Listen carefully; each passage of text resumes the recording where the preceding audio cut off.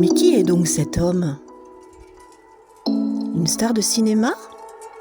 Peut-être une star du cinéma espagnol. Mais dans quel film ? Mais non, il est propriétaire d'un garage automobile à Coufouleux, un petit village dans la région de Toulouse. Voici les aventures d'un passionné de cinéma.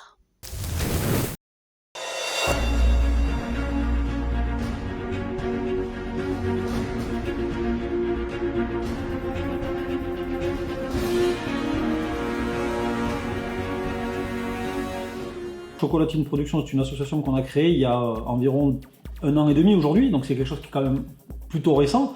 Le but de cette association, c'était de créer des films indépendants, donc autoproduits, donc ça veut dire qu'on n'a pas de financement extérieur, hormis des donations à associations, hormis des partenaires qui nous filent du matériel, qui nous nourrissent, qui nous hébergent, mais voilà, ce sont des films qui nous coûtent quasiment rien par rapport à une production professionnelle. Le matériel nous appartient en nom propre, c'est-à-dire que chaque membre est arrivé avec son matériel.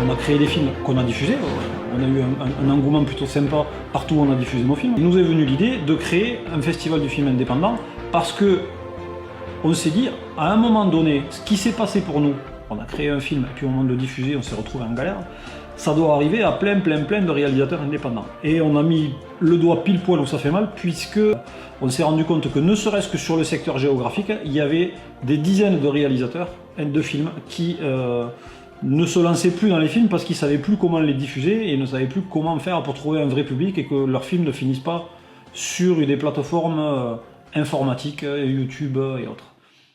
Quel est votre projet après ce stage ? Mon projet ? Comme un autre stage ou une formation ? Si j'ai pas de projet, je retourne en prison, c'est ça ? On voit plus dans les affaires là. T'as un filon quoi ? Je fais un projet, avec des objectifs personnels. T'étais tout petit, ton père il adorait faire son jardin mais il avait plus la force. Tu fais quoi Tommy, tu plantes des légumes ? Vas-y, passe-moi ça. Bah écoutez avec plaisir Chloé. La création de ce festival a fait que on a rencontré des réalisateurs qui partageaient la même passion que nous, qui étaient beaucoup plus performants que nous en termes de réalisation, puisque nous, on se lance depuis très peu de temps. Il y a des gens qui sont dans le milieu depuis 20 ans et qui ont forcément des réflexes, une qualité d'écriture et une qualité de réalisation qui est bien supérieure à la nôtre. Mais ça permet quand même, sur le temps du week-end, de montrer ce que nous, les tout petits jeunes débutants, on est capable de faire avec nos propres moyens et en très peu de temps, il faut le savoir. Tu connais le château qu'il y a sur la place derrière le portail du village ? Il est hanté ?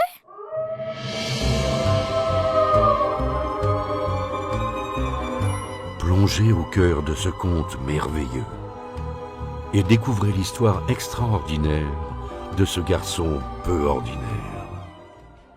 Voilà un peu l'historique de Chocolatine Production, voilà l'historique du festival indépendant. On n'est pas prêt de s'arrêter, je vous le dis. Si vous attendez qu'on s'arrête, c'est mort. On va continuer comme ça pendant des mois, des années. Mais ça se passera toujours de la même manière. Donc, diffusion gratuite au public, l'entrée est totalement libre, il n'y a pas de billetterie. Donc ça, c'était mon souhait majeur. Je voulais que le public puisse venir.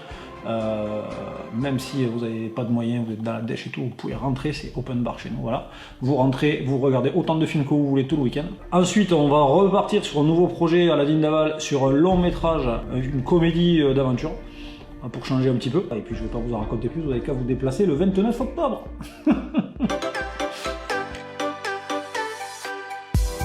Les projections du dernier film de Stéphane, Charlie, à Coufouleux et à Narbonne, ont remporté un franc succès.